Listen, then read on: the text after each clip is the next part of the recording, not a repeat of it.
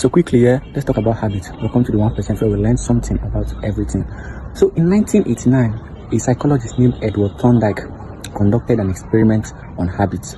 He was interested in studying the behavior of animals, so he conducted an experiment on cats. He would place cats in a box known as a puzzle box. This box had only one opening, which can only be opened by maybe a lever or button or pulling something. The cat just has to do something in order to open the box. So immediately he puts any of the cats inside the box, they will try to escape immediately. So they will try everything possible. They will claw, they would draw, pull, try everything they can, and then suddenly or magically they will pull a lever or press a button that opens the puzzle box and they will run out of the box. So he began tracking the behavior of these cats whenever he put them inside the puzzle box. He noticed that whenever any of these cats inside the box, they try to claw or find their way out, and it took time for them to find their way out.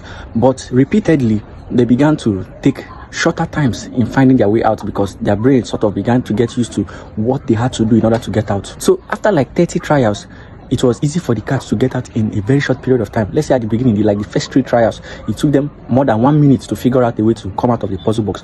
But in the last 3 trials, it took them just about 6 or less seconds to figure out how to come out of that box.